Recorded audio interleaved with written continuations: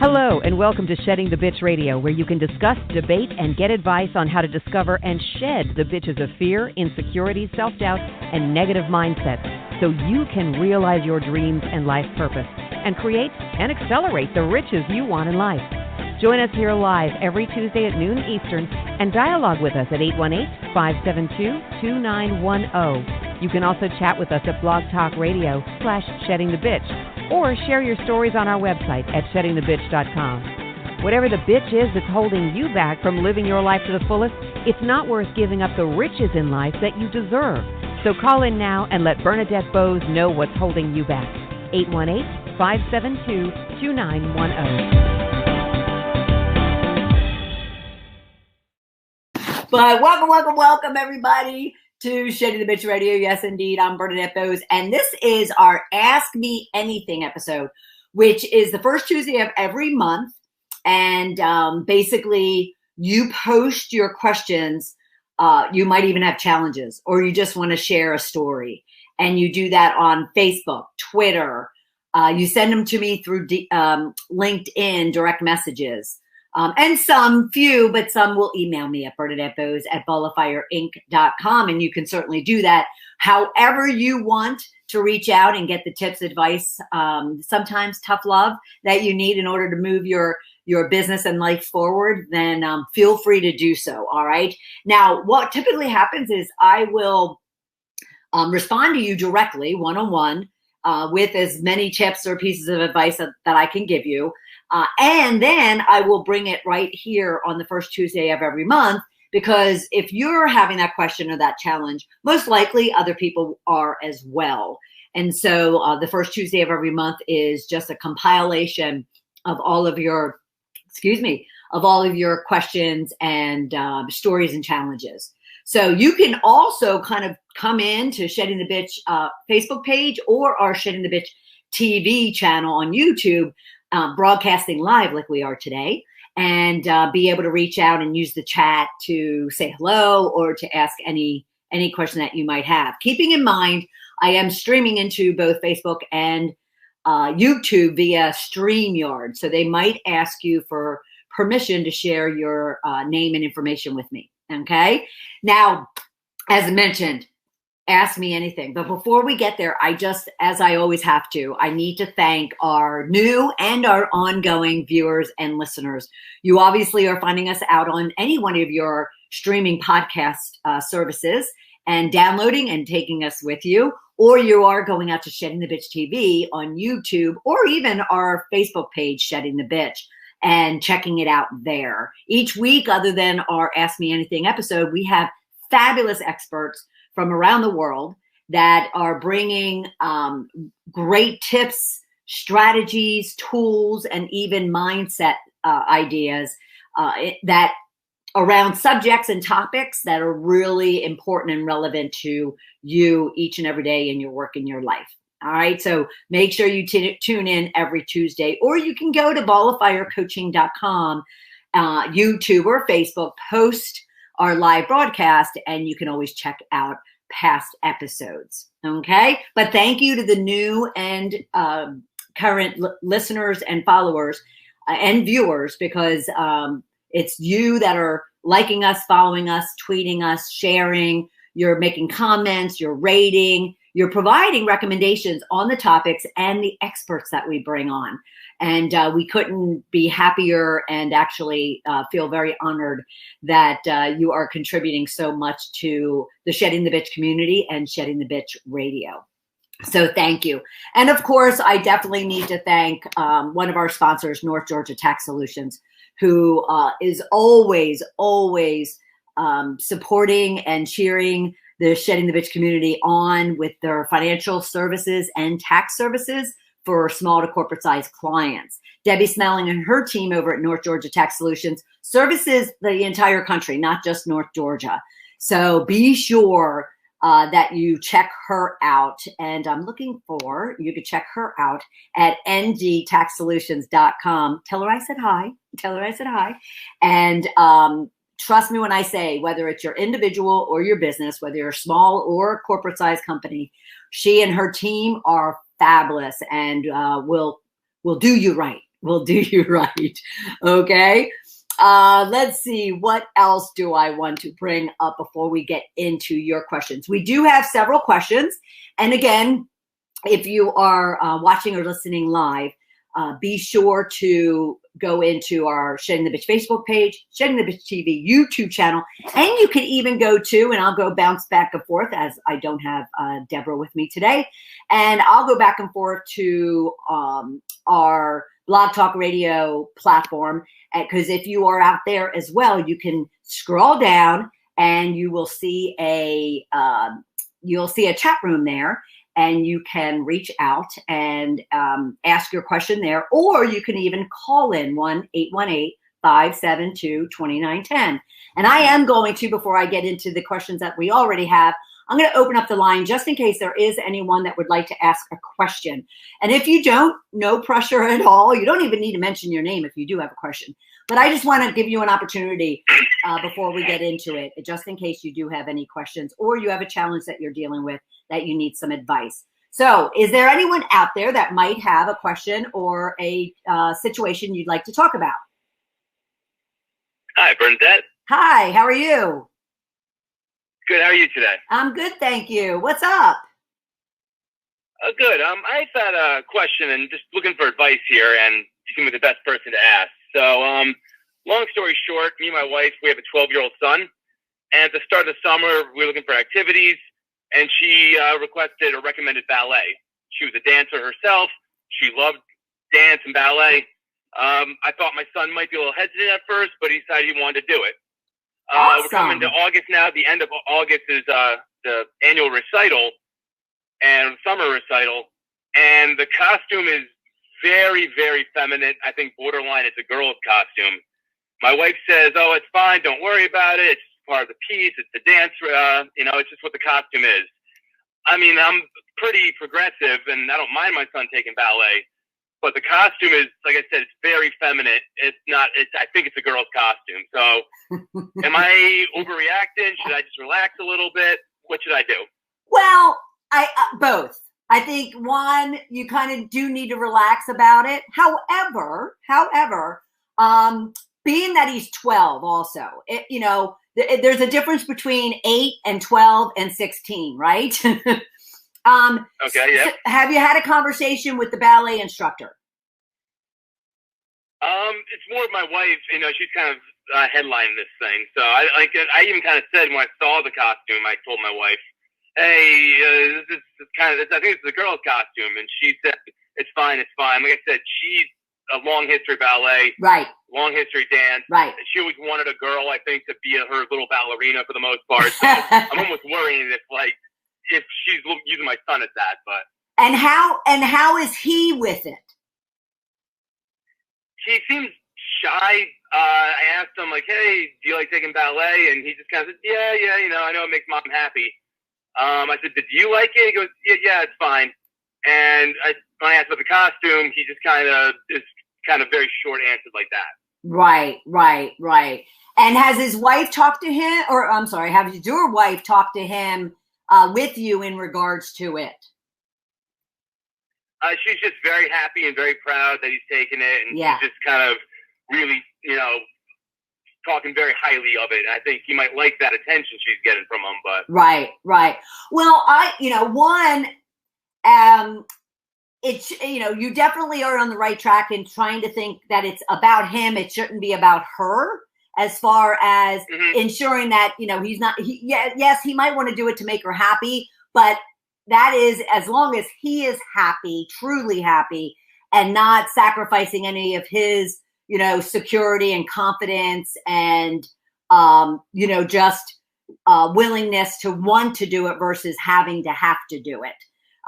So that would be the first checkpoint. And if that checkpoint is off, the next checkpoint I would make is it truly a girl's costume, or you're using the right words as far as you can look at ballet like any creative artistic medium. And that is, they are playing a role. And so every actor, an actress and dancer and musician, they often play a role and they have a costume that goes along with it. It doesn't define them. It defines their character within whatever piece it is that they're working. So, you could also approach this not only with him, but with yourself to say, yes, this is just a role he is playing, a character he's playing in whatever this ballet story is. And this costume, yes, it is, is it feminine? Maybe. But at the same time, it is, part of the story of which their instructor is wanting to portray and put out there. And it doesn't define your son unless he allows it, unless other people around him allow him to define him. It just merely is a mask or a costume that he then will be taking off once that recital is over with. Does that make sense? Yeah, it doesn't help that it's a flower-themed dance, and he's the only boy. Right. And all the girls are wearing the exact same costume as well. So right. It's the green unitard, the big flower headpiece, pedal kind of thing. So it's that's. Yeah. It sounds but let's put this into maybe, practical perspective. It could be that the ballet story is about a bouquet of flowers. And therefore, yes, he is one of those flowers. And therefore, that's why his costume reflects that. I think if you and your wife make a deal about the costume, then it's going to be a deal for him. Whereas right now at 12, he may not consider it a big deal and he'll move on. So I would just continue to take the pulse of your son and be just, kind of interested in kind of how he is going into it and how he is feeling, throughout it. And then recognize that it will be a costume that comes off. And the next one could be the fact that all the girls are dressed up like guys, and then he's, then so-called he'll fit in, but he already fits in. He should be applauded for taking that step, doing the activity, and then even completing and accomplishing the recital, because so many kids, especially at 12, they would rather be doing 9,000 other things than something that is going to keep them inside, let alone something like a ballet. I mean, he should be applauded. All right. Yeah, I guess when you say it that way, I kind of understand. Yeah. Yeah. Think of all the other activities he could be doing that might not be as I want to say the word innocent, but that might not be as beneficial, educational. It's definitely growth oriented. I mean, the fact that he is doing that in a room full of girls, now that could be a motive of his, that he's around all these probably pretty girls. But, just the fact that he's doing it, and if he's been showing up each and every lesson, and now he's showing up for the recital, I mean, that is a young man or young boy that will turn into a man that keeps his commitments, that shows up, does the work, makes a contribution, and kind of hopefully enjoys it as he goes. All right. I guess in the future, in case a tutu's in the future, should I be okay with that then, or should I put a stop at a tutu? I think you need to. You love your son, obviously, and you just want him to be happy, no matter what. And we can get into no matter what gender, no matter what sexuality, no matter what interests he has, no matter what education he wants to go, pursue. You just want him to be happy, correct? Yes. Yeah, I thought so. I mean, I could hear it in your voice. So just always tap into him. Put your ego and your vanity and your pride aside of what other people are going to say or think. Because it's not about them. It's about this young 12-year-old. And as long as he is happy and he's enjoying himself and he's getting something from it, then that's where you should throw all of your interest and your energy into, and forget about what other people say, think, or do, because you can't control them. And he could be going to a academic, advanced summer school, and you're still going to have people that judge him. Right. Mm-hmm. So just make sure, as long as he is good and he's happy and he's enjoying himself, then that really has to be where the focus is, and not anything else, because there's nothing to say who should be wearing a tutu, who should not be wearing a tutu. Okay.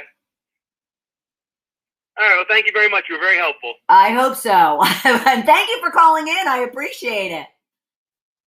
No problem. You have a good day, okay? Yes, you as well. Enjoy the recital.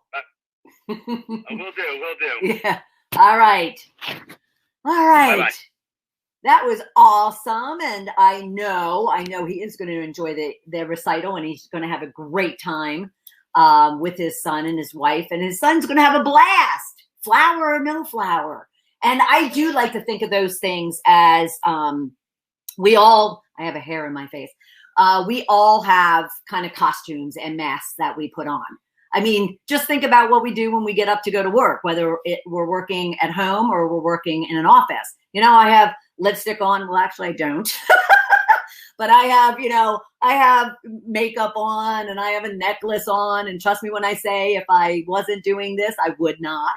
I would be, kind of in a comfortable tee. And that's all fine and good, because, just like actors and actresses, we all have roles that we play in our life, and we have appropriate outfits or costumes, whatever you want to call it.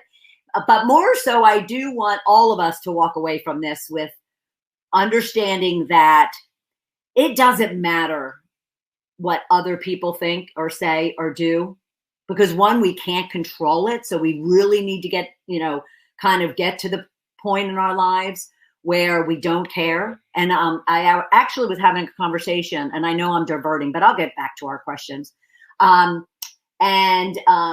We were actually having a conversation. I was with a mastermind group of women yesterday, I want to say, and this exact subject came up about how do we not allow other people's opinions, other people's judgment, other people's influences influence us. Yes, we want to make our parents proud. Like that 12-year-old, I'm sure, there's a part of him, and I'm hoping it's not all of it, but there's a part of him that is doing it to make his, mother happy, his dad proud. And we do it to make our parents proud. We do it to make our spouses or partners or our siblings or our close friends and community. And then we kind of go out even further, and we do things and say things and buy things and show up with things because of what other people might think. And yet, so many of us are living lives and walking through our lives kind of half in the door and half out, because we're half in the door, meaning that we're half in the door as ourselves, and the other half is because we're coming in to do something, impress, to flatter, to gain respect, to gain love, to feel like we fit in for other people. And we're always playing this game of trying to make ourselves happy, but then trying to make everybody else happy, trying to make ourselves happy, trying to make everybody else happy. And trust me when I say, because I was probably, behind all the bitch that I used to be, which is where Shedding the Bitch came from, there was always that, fear of missing out, need to impress, need to have everybody else, respect and regard me, need to please everyone else. And I was absolutely suffocating and miserable. And fortunately, going through my own, shedding process, which, we talk about a lot, so I won't hear, getting to the point where I can't control what you think.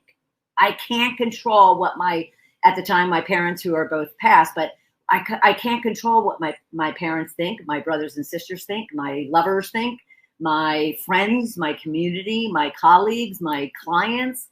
I can only show up being the best me, and which they want me to be the best me. They want you to be the best you, happy, content, energized, confident, emboldened, bold, powerful, deserving, worthy, valuable. That's all they want for us. That's all they want for us. Whether or not we believe it, that's where the work comes in, is, getting us to believe that we just need to take care of ourselves And you need to just focus on what is going to make you happy, because you're not going to be able to control anything or anybody outside of you.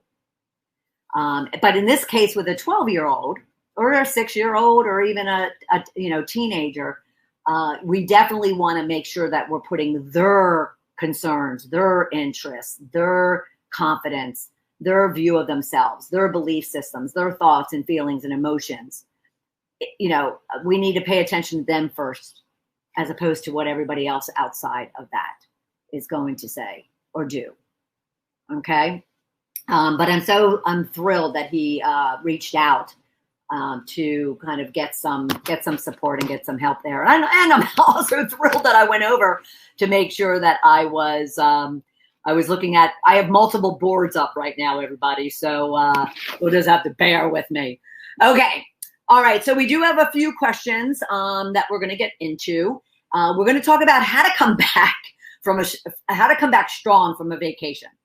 So it's funny. August is always late July, August is always an active time, at least for me as a coach, and with this question, because so many of you are coming back from vacation, and the next thing you know, today's Tuesday, it'll be Wednesday, Thursday, Friday, and you're still not like all in, with your head and with your mind and with your actions at work. And I totally get it. It's like you need the vacation to, kind of recover from the vacation. But there is ways for you to be able to come into post-vacation strong and determined. So we'll talk about that. We're also going to talk about accountability.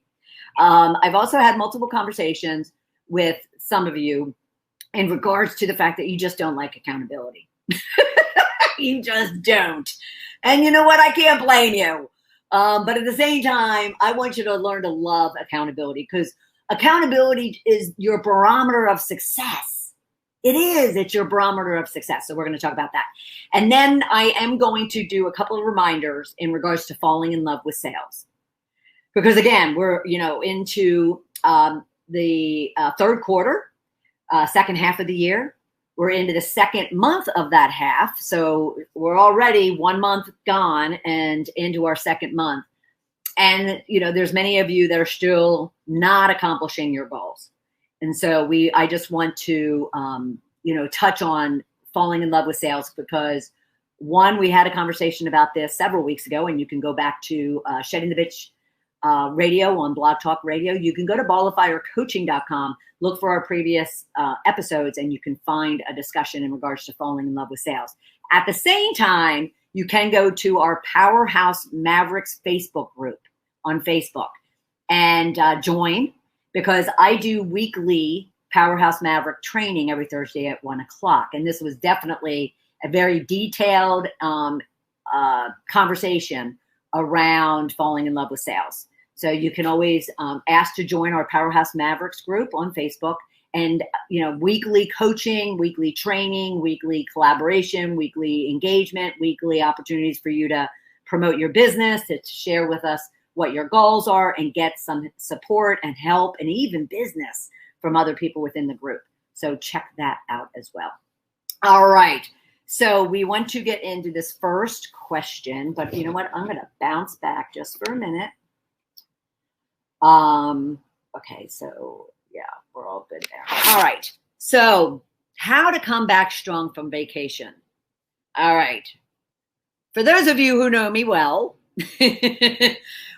you know me well for my belief and the foundation of everything that I do within Ball of Fire coaching. And that is planning. That is goals. That is accountability, which is appropriate. But we'll talk about that in our next question. But the way for you to come back from vacation strong is to go into your vacation strong. Does that make sense? All right, let me explain what I mean. So, and I just realized something. Let me just check something really quick if I can. Okay. So what that means is I want you to go into your vacation having already the plan for coming back from vacation. Because when you do that, then you don't have that headache. You don't have that, time slot that is needed. And because you're not going to have the mental capacity when you come back from vacation, that's why you're asking this question.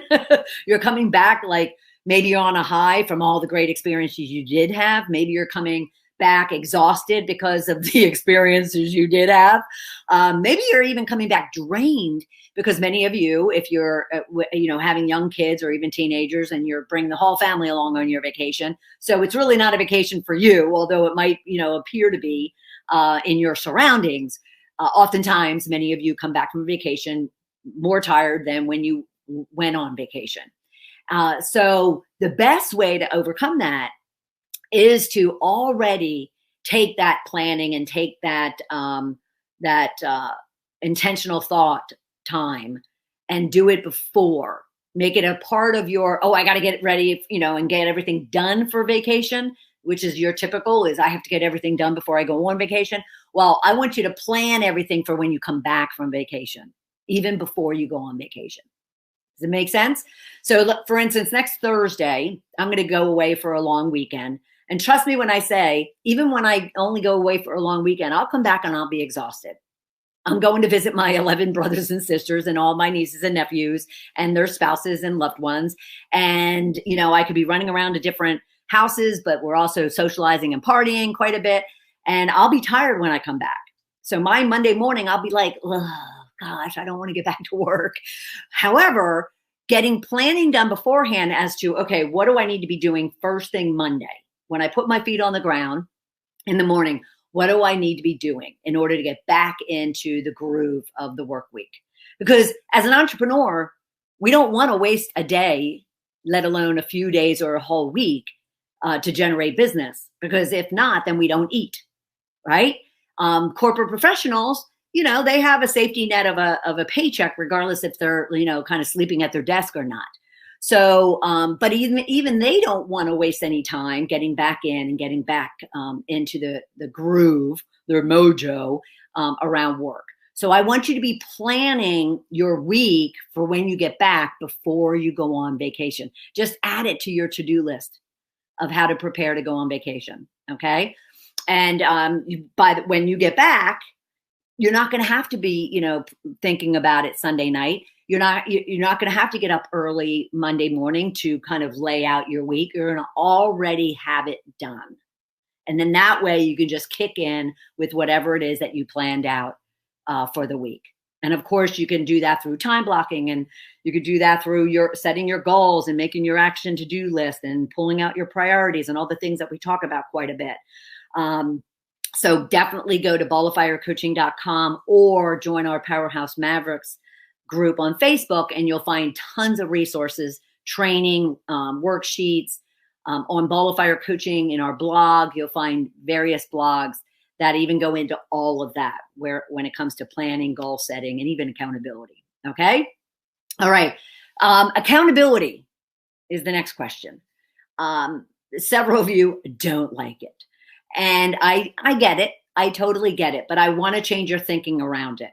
I want you to be considering the fact that accountability, kind of sets you up for success. Accountability is really just making sure that, if you say something and you're going, blah, blah, blah, blah, blah. If you say that you're going to do something and you've planned it out and you've kind of done all of that work, you need to, be accountable to it, good, bad, or indifferent. So for instance, if you laid out for the month of July that you wanted to do $10,000 in revenue, you wanted to bring on 3 or 4 new clients to get that $10,000. You were going to do it through this offer, and this offer. You had your list of, the activities you were going to do and the outreach and, what your enrollment calls were going to look like, and then what your conversion rate, you wanted, and you were working toward. And you find yourself at the end of the first week, let alone the 4th week, and you're falling short. Okay. Now, I'm going to say falling short, or you've exceeded it. All accountability is kind of owning up to what it is you said you were going to do and whether you did it or not. And now, granted, those of you who don't like it, you don't like it because you obviously have had too many accountability check-ins that have fallen short. Maybe you didn't do the work. Maybe you kind of overestimated what your goal and objectives were going to be. Maybe you fell into a mindset warp, and kind of that sets you off into a state that kind of drains you and cause you to be unfocused, whatever the case might be. Even when those things happen, being accountable to them and just owning them is so much better than kind of making excuses and deflecting or, kind of avoiding them and not even being accountable to them, thinking that, oh, well, if I just don't pay attention to them, they'll go away. Sure, the past will go away, but now you're setting a precedence each and every day. You're training yourself emotionally and spiritually and mentally and even physically, financially. You're kind of training yourself to not feel the importance of accountability. And therefore, it really doesn't matter if you do what you need to do in order to accomplish your goals, because there really isn't any, check-in. There isn't any reward or consequence. So I don't need to be accountable to what it is I've committed to. And, you could definitely do that. You can definitely live that way. But at the same time, living that way will not equal you achieving your goals. So you just have a decision to make. What's more important? Assessing and coming up with the fact that maybe I didn't do what I was supposed to do, or maybe I exceeded what I was supposed to do, or not achieving your goals. Which is more important? Or I'm sorry, I should have said, or achieving your goals. Which is more important? Being accountable, good, bad, or ugly, or succeeding. I would hope you want both, being accountable and succeeding. Because that formula right there, accountability and success, is ultimate success. Okay? So learn to love accountability. It doesn't have to be, like if you're having flashbacks to grade school. And I went to a Catholic first and second grade, with the ruler. Yeah, I don't necessarily, I didn't love accountability at the time when all of a sudden this ruler came out in front of me. But at the same time, I lived through it. And you do and will too. So if, all of a sudden you're having those beliefs and those emotions and thoughts and feelings from something in the past that caused you to not be accountable, well, just put your why in front of you as to why it is you want to accomplish what it is you're working so hard to achieve, and let that drive your desire to love accountability. Okay? All right. So I'm just going to jump over here really quickly and just make sure. Whoops. Okay, we're good. All right. So now the next question is, how do you fall in love with sales? Fall in love with sales. We all need to fall in love with sales. But trust me when I say there was a time I absolutely did not. And I'm saying that time was not a week, a month, or a year. It was more decades. Throughout my entire corporate career, I even had a mentor, and I've shared this before, but I had a mentor throughout that whole time, and he was a sales guy. And he would, on occasion, every time we came together to kind of work through how we were going to go into an account, and he was the sales guy. I was more the pre-sales guy. So he would open the door and I'd walk in and do my thing. Loved it. Well, he started trying to say, okay, well, I want you, I think you'd be great doing the sales side of it. And plus you'd get all the commissions and all this kind of lovely stuff. Well, the difference between those two, the difference between sales and pre-sales is sales has to go out and they actually generate that lead, whether it's from cold to hot, warm to hot, or maybe it's hot because they've been in your contact your network for a good long bit. Okay. And then you'd go in and, and get them to say yes to having a meeting with you. So let's translate that to coaches, consultants, and service providers. You're going and you're, going either to cold, warm, or hot leads, and you're, asking if they would like to get onto an enrollment call with you, a strategy call with you, a discovery call, whatever you call it. It's a sales call.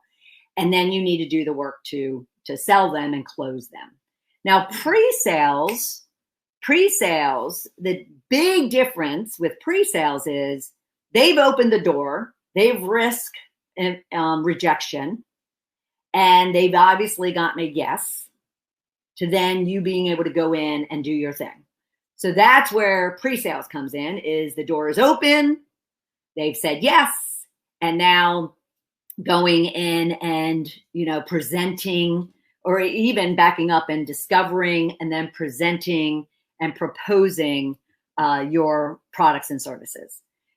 And yes, there's still risk there, but the risk isn't as great as, or perceived as great as, when you're having to kind of knock on that door and get them to say yes from the very beginning. At least that was my thinking. Okay. But Yancey would constantly try, you'd be great doing, sales and so forth and so on. And I just always ultimately refuse. So it's quite ironic that I go out on my own. And just like you, if we're entrepreneurs, business owners, CEOs of our business, our number one objective is sales. So we have to learn to love sales. So to learn to love sales is to recognize that sales is all about serving. It's not selling. It's not the used car salesman. That's not the way things work anymore. People want to like, know, and trust you, so they'll do with you. So those of you in the Shedding the Bitch community hear this a lot, as well as in our Powerhouse Mavericks and Ball of Fire coaching. I always talk about like, know, trust, and do with your clients. And that is what your sales is all about. Your selling. It's serving them in such a way that they learn to like, know, and trust you, so they'll do with you. And serving is the fact that you are wanting to solve a problem for them. And who doesn't want to help someone get out of a problem or a situation that they're in? Help them be more efficient, help them be more productive, help them to be happier, help them to be more financially secure, help them to be able to build their business, help them to ratify, whatever situation they might be having in their work or their life, help them to be more healthy, help them to be more creative, whatever it is that you are offering and whatever problems you're solving. All you're doing when it comes to sales is you're making sure people are aware that you can solve their problem if they have it. And therefore you're serving them in such a way that they'll no longer have that problem, or they'll fill that need, want, or desire. And so if you could look at sales as just a means of serving others, then it's not a sleazy sales type of mode that you're working in. It's a giving, it's a serving, it's a problem solving, it's a opportunity granting type of activity, as opposed to sales activity. You convey the message of, a problem somebody has, the impact it's having on their life, the benefit of solving that problem, and then what products and services you have in order to solve that problem or achieve their want, desire, and need. Then there's no selling necessary. You just simply say, is that something that you want to take care of? And yes, it happens to be, X amount of money. Would you like me to, would you like my help in solving that problem? And if you've done a job in the messaging of your way of serving them, then, most likely it's a yes. And if not, then there's tactics around how to handle objections and how to follow up and so forth and so on. But all of that is just mechanics. Learning to love sales, though, and not be like, oh, I don't want to sell. Oh, I don't want to get up and make a phone call today. Oh, I don't want to reach out and I'm going to bother that person. There's absolutely no need for that anymore. Sales has changed. The whole approach to sales has changed. And the whole collaboration, engagement, and community of sales is now all around serving. So the question that you can ask yourself is, do I want to serve other people? And if so, why? And that why is what you want to hold on to when you start getting in your head about having to sell. And you stop yourself and you go, well, wait a minute. I want to help them because blah, blah, blah, blah, blah, your why. It's important for me to help them because blah, blah, blah, blah, blah, your why. Define that very clearly and hang on to it.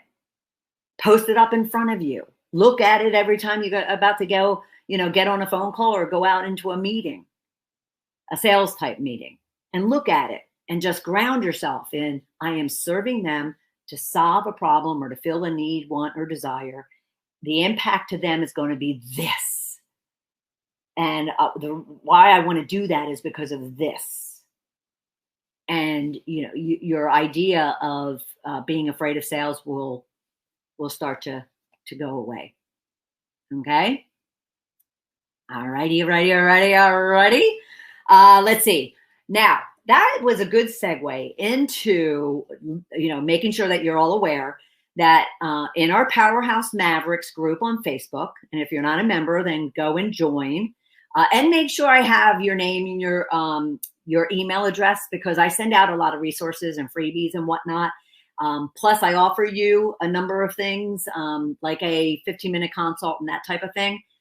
But you can go out to Facebook, look for Powerhouse Mavericks Facebook page. It's actually facebook.com/groups/shift to riches, and join. And then Thursday at 1:00, we will be having a discussion around your money beliefs. All right. Because a number of you over the last month or so have definitely kind of voiced concern around the fact that you don't deserve or are worthy of making money. And therefore, we have to address this money belief system of yours, because that will also play into the whole thing around loving sales. If you don't believe you deserve money, then sales is going to be a big challenge for you. And we definitely need to solve that. Okay? All right, then. Until next Tuesday at noon Eastern time on Shedding the Bitch Radio, I will see you out in the Powerhouse Mavericks group and or across the board on our social media platforms and balloffirecoaching.com. So be sure to check everybody out there. All right? I will talk with you soon. Bye, everybody. Thank you for listening to Shedding the Bitch Radio with Bernadette Boas. Join Bernadette every Tuesday at noon Eastern as she helps you shift your bitches to riches. And the dialogue is always going on at sheddingthebitch.com. See you next week.